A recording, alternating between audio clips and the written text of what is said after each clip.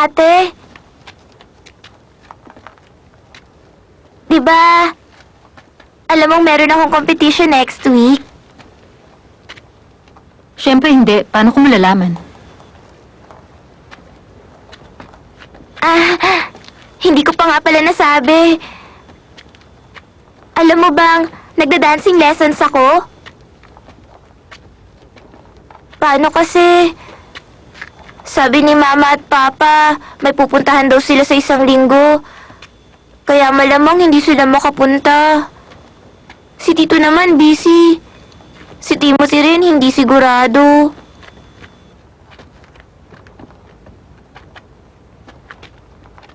Ate, pwede bang ikaw ang manood sa aking magsayaw? Hindi ako pwede.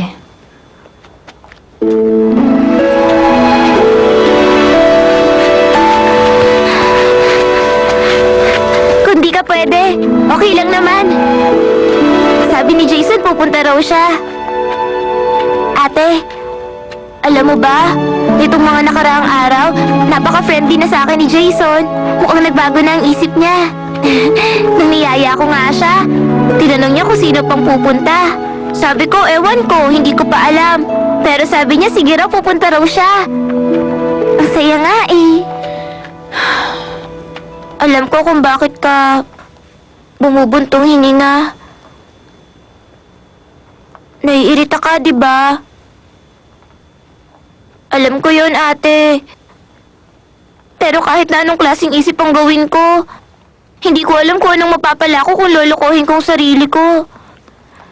Totoo talaga yung sinasabi kong gusto kita.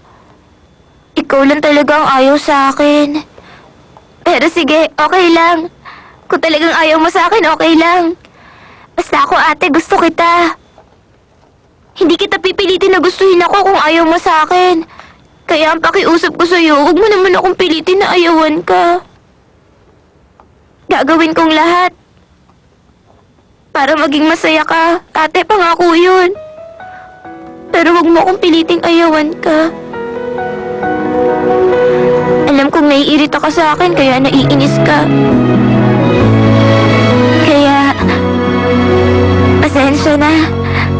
오늘도 내 기억을 따라 헤매다 Oh, 길 끝에서 si Jason yun ah. Jason! 다신 볼 수도 Hello? 네가 나를 붙잡아 나를 또 길을 묻는다 널 보고 싶다고 Darren, 또 안고 싶다고 저 하늘 보며 기도하는 나 네가 아니면 안돼너 없이 난 안돼 나 이렇게 하루하루를 또 1년을 나 아파도 좋아 내 맘 다쳐도 좋아 난 그래 난 너 하나만 사랑하니까 너 하나만 Timothy, buti dumating ka na. ito na oh. Ayan, salamat ha. Walang problema. Salamat din.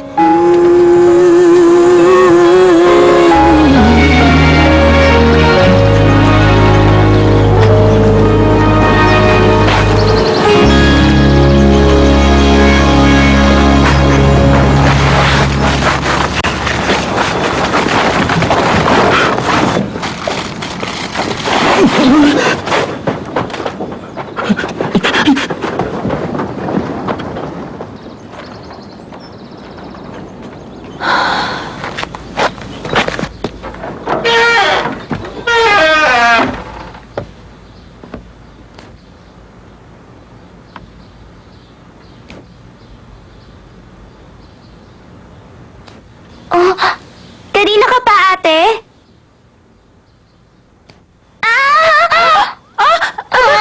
Nasaktan ka ba?